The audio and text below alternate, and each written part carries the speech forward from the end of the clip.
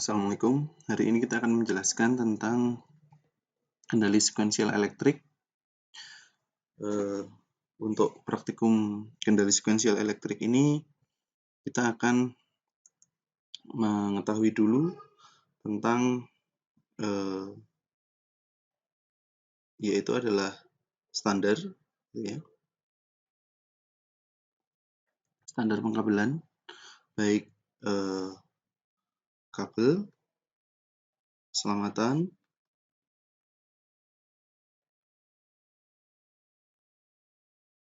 maupun komponen, gitu.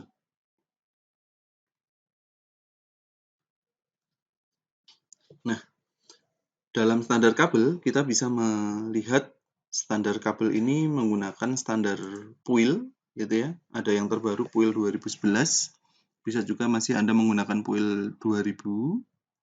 Nah, di sini di standar PUIL ini, persyaratan umum instalasi listrik, itu kita menggunakan jenis kabelnya. Yang pertama adalah merah, kuning, hitam. Untuk fasa R yaitu warna merah, untuk fasa S warna kuning, dan untuk fasa T itu adalah warna hitam. Dan di warna netralnya itu kita menggunakan warna biru. Untuk pembumian itu menggunakan loreng hijau dengan warna dasarnya yaitu adalah kuning. Nah, di sini kadang kita punya rancu gitu ya, punya permasalahan bahwa ada warna kabel merah dan hitam gitu. Itu satu fasa. Nah, tapi sebetulnya di sini yang betul warnanya adalah merah dan biru untuk satu fasa karena dia warnanya merah untuk fasa R, biru untuk fasa untuk netralnya gitu. Jadi nanti untuk praktikum di panel itu sebaiknya menggunakan standar warna ini gitu. Kemudian berikutnya untuk standar penggambaran kita menggunakan standar gambar yang mirip di si electrical ini.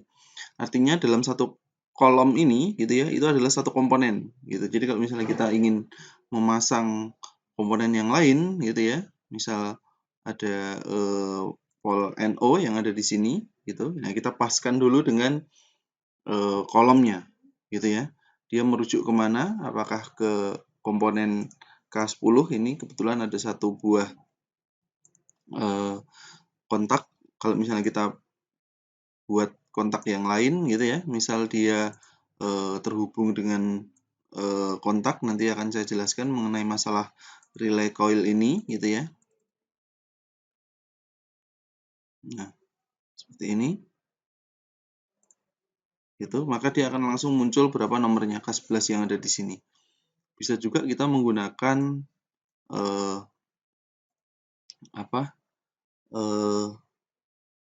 lampu gitu ya,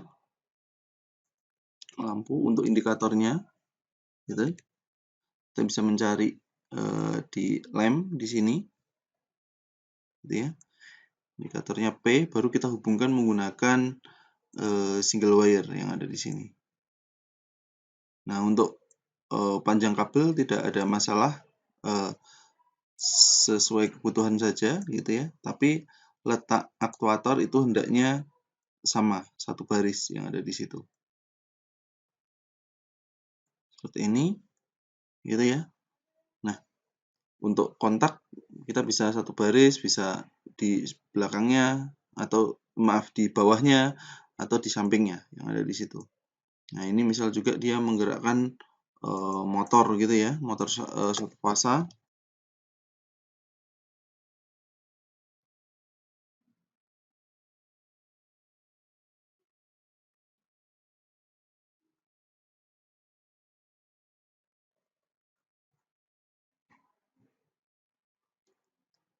Oke, misal di sini kita punya motor 3 fasa gitu ya.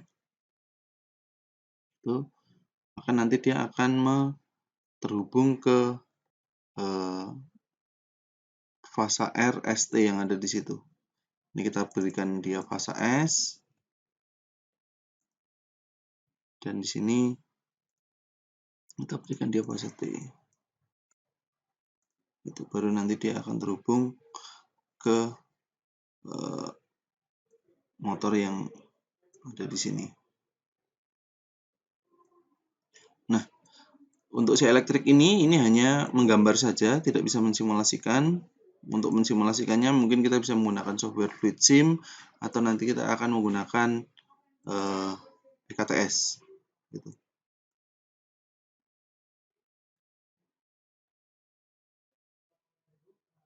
Ini contoh saya menggambarkan kontak ya. Mungkin ini saya berikan kontak untuk mengaktifkannya, gitu ya.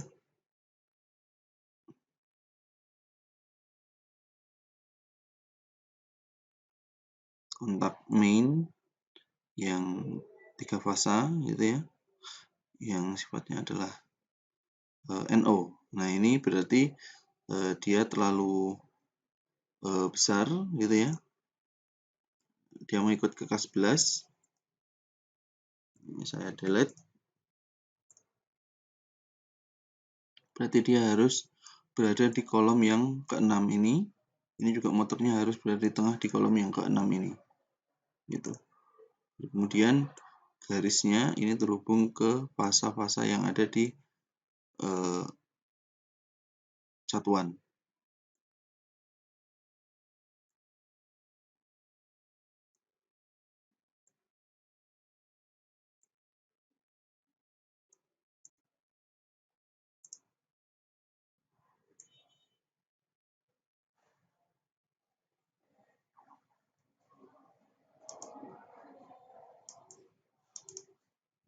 Seperti ini kira-kira untuk kontaknya. Nah, di sini kita bisa memilih apakah dia terhubung ke K10 atau ke K11. Kalau misalnya terhubung ke K10, berarti dia akan berpindah motornya itu akan ke 1.6.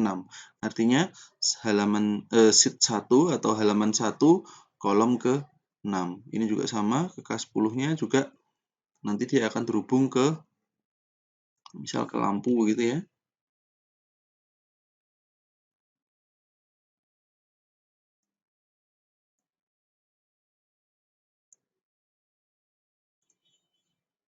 Maka dia akan otomatis tergambar di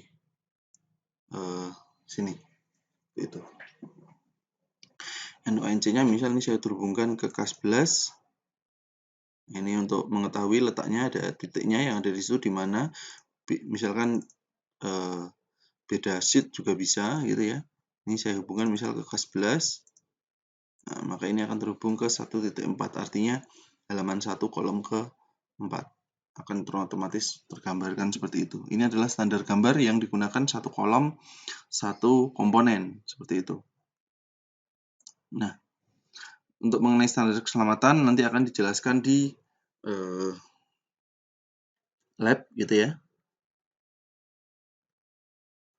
Kemudian dalam standar komponen ini penggambaran juga kalau misalnya kita menggunakan penggambaran manual gitu ya, kita juga bisa menggunakan standar kotak yang ada di sini. Jadi ketika kita misalnya punya kotak 2 buah gitu ya, artinya untuk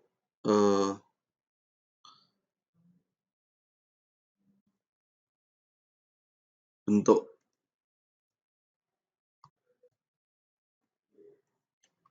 komponennya itu misalnya bentuk ini bentuk NC normally close gitu ya. Kalau dia bentuk normally open ya, itu ada kotak gitu ya. Nah, dia akan bentuknya kira-kira seperti ini. Jadi ini 2 buah kotak gitu ya. Jadi khawatirnya kita tidak menggambar yang bentuknya misal seperti ini gitu ya, atau gini gitu. Ini contoh yang salah. Jadi kita punya standar 2 buah kotak seperti ini. gitu. Ini salah satu bagaimana kita menggunakan standar gambar dalam menggambarkan komponen, gitu ya. Termasuk juga tadi adalah standar menggunakan kolom, gitu ya, dan standar baris. Untuk standar gambar sendiri kita menggunakan standar Eropa, gitu ya.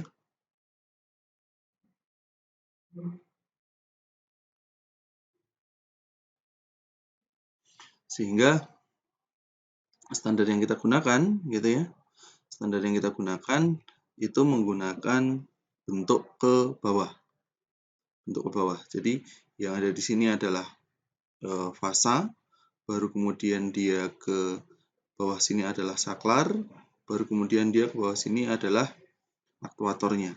Aktuatornya yaitu misal lampu, motor, maupun kontak. Seperti itu. Di sini adalah netralnya. Sebetulnya dalam rangkaian listrik, ini gambarnya mirip dengan yang bentuk seperti ini, gitu ya.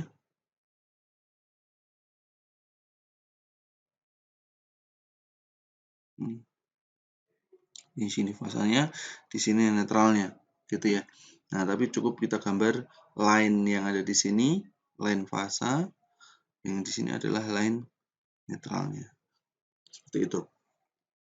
Nah, untuk penggunaan saklar sendiri macam-macam, ada yang saklar tekan, saklar detain yang ada di situ, tergantung nanti Anda bisa melihat di software C Electrical ini kira-kira bentuknya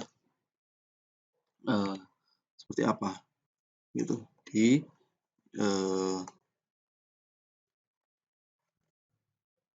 relay NO, misal bentuknya itu ada yang kontaktor, delay, dan detain seperti ini. Nah, kemudian selain standar gambar Eropa, kita juga menggunakan standar gambar Jepang, gitu ya.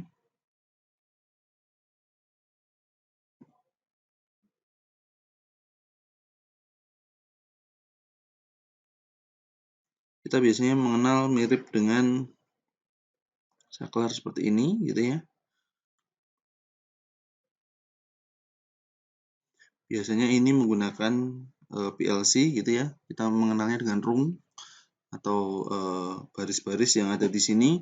Bisa juga menggunakan standar bentuknya kontaktornya seperti ini.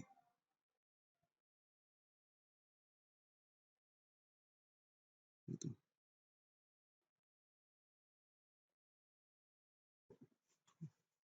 Ini rung 1, ini rung 2, ini rung 3. Nah, seperti ini. Jadi untuk kendali sekuensial kita menggunakan standar gambar yang ada di sini. Oke. Kemudian berikutnya yaitu adalah rangkaian. Nah, di rangkaian di sini kita menggunakan ada kendali langsung,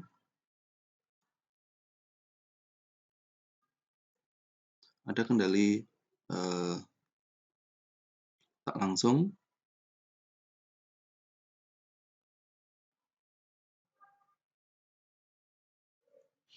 Dalam kendali langsung artinya ini ya, kontak langsung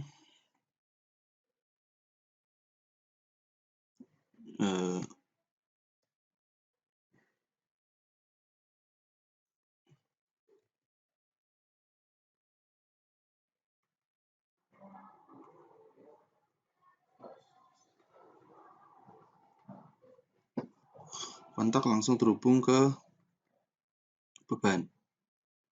Nah, ini kontak terhubung ke coil ya, atau relay atau kontaktor, baru kemudian kontak dari relay terhubung ke beban, gitu. Nah, dari langsung seperti yang tadi digambarkan di awal, gitu ya. kita menggunakan saklar, itu baru ini terhubung ke beban, gitu ya. Di sini fasa, di sini netral. Ini kendali langsung. Kalau kendali tidak langsung, di sini kita terhubung dari kontak terhubung ke relay atau coil, gitu ya, relay. Nah, di sini baru kemudian dari sini kontak dari relaynya itu, gitu ya, itu baru terhubung ke beban, gitu. Kendali tidak langsung memiliki keuntungan bahwa kita bisa menggunakan saklar fisik yang lebih sedikit, menggunakan saklar relay atau saklar kontaktor yang lebih banyak, sedangkan kendali langsung memiliki kemudahan dalam hal tracing atau maintenance, gitu ya, karena dia langsung, tapi memerlukan kontak atau saklar fisik yang lebih banyak untuk mengendalikan beban yang jumlahnya banyak juga, gitu. Seperti itu. Nah, untuk mengenal rangkaian kendali langsung maupun tidak langsung, kita menggunakan praktikum yang pertama, yaitu mengenal saklar terlebih dahulu, ya, saklar. Nah, saklar atau kontak ini sendiri terdiri dari beberapa jenis, gitu ya.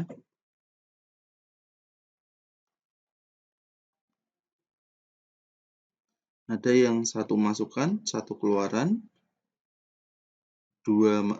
satu masukan, dua keluaran, gitu ya, SPDT.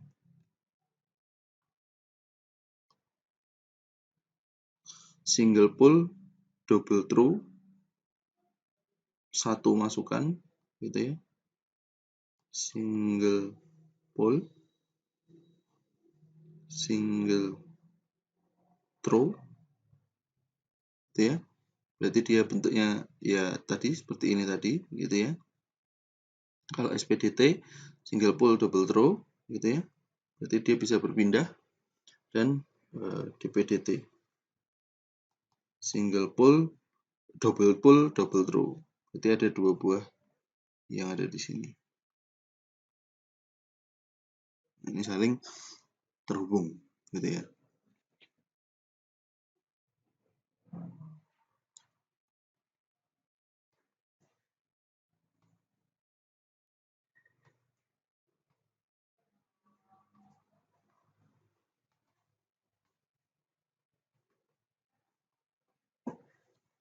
Gitu.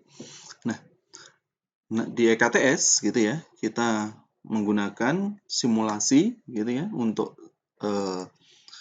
line. Kita misal pakai line T, gitu ya. Kemudian kita hubungkan ke line netral, gitu ya, dalam kendali langsungnya. Kemudian untuk komponennya, di sini ada start button, gitu. Kita bisa merotate untuk mensimulasikannya, gitu. Kita hubungkan langsung terhubung seperti ini. Baru kemudian kita cari indikatornya atau bebannya, yang di sini adalah kita gunakan lampu, gitu ya. Nah, dari lampu di sini kita hubungkan ke titik netralnya. Boleh netralnya ada di bawah atau Anda balik, misal. Ini baru dia terhubung ke lampunya.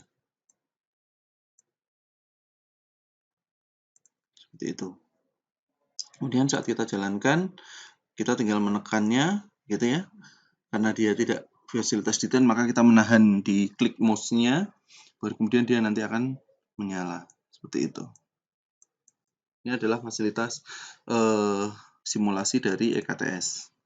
Nah, tapi kalau misalnya kita ingin menambahkan lampunya ada dua, gitu ya, tidak memungkinkan, sehingga ini nanti harus dilakukan di lab, gitu ya, untuk melihat bagaimana pengaruh pembagian tegangan dan pembagian dayanya, gitu ya. Ini akan error kalau misalnya ini kita jalankan, gitu ya, karena dia hanya satu saja, sehingga nanti untuk simulasikannya, gitu ya, Anda menggunakan bentuk paralel saja yang ada di situ.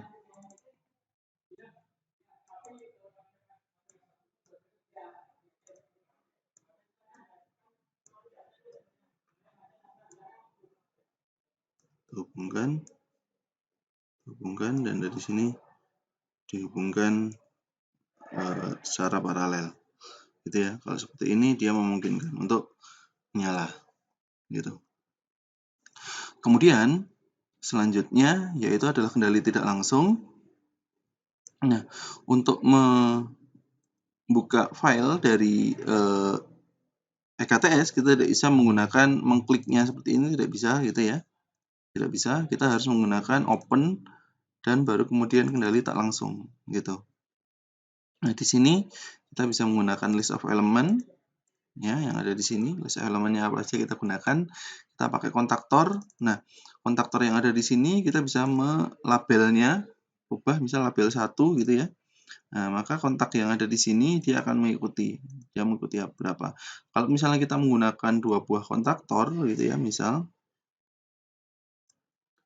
ini saya panjangkan ke bawah, misal kita menggunakan 2 buah kontaktor yang di paralel gitu ya.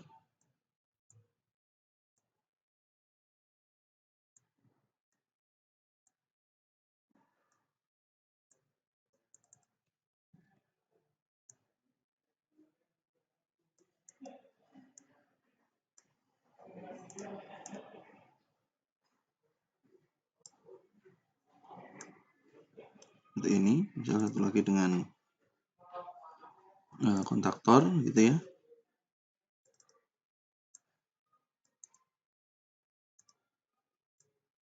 Tuh, ini terhubung paralel.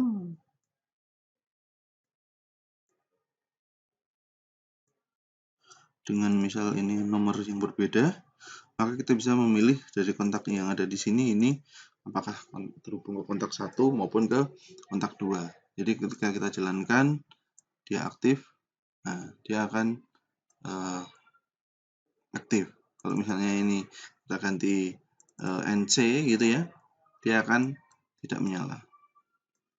Gitu. Nah, di sini nanti Anda bisa menggunakan dari kendali yang ada di situ untuk membentuk rangkaian logika gitu ya.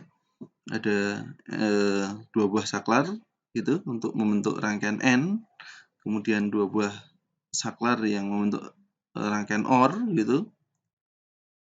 Nah, yang selanjutnya yaitu adalah NOT. Nah, di sini untuk memudahkan supaya saklarnya itu dipencet dua-duanya gitu ya, kita bisa menggunakan stop button, yang satunya yaitu adalah NC gitu ya. Jadi seakan-akan dia sudah ditekan gitu. Jadi satu tombolnya yaitu adalah NO, satu tombolnya yaitu adalah NC. Bisa kita pasangkan di sini gitu. Ini misal bentuk yang N ya, yang N bisa kita pakai bentuknya seperti ini. Gitu. Ini sudah terhubung, kita jalankan. Nah, ini dia bentuknya rangkaiannya N. Ini artinya dia terhubung tapi harus dipencet terlebih dahulu. Anda bisa mensimulasikannya dan dimasukkan ke dalam laporan seperti ini. Gitu. Kemudian untuk rangkaian yang lain gitu ya, Anda bisa menggunakan saklar SPDT gitu ya, yang ada di KTS, yaitu adalah menggunakan single pole seperti ini ya, double throw gitu.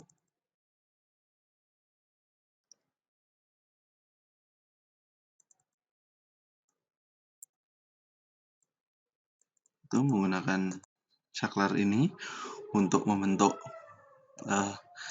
XOR maupun XNOR gitu ya, dan menggunakan rangkaian ini untuk AND OR NOT. Nah, kemudian berikutnya yaitu adalah rangkaian lampu kedip.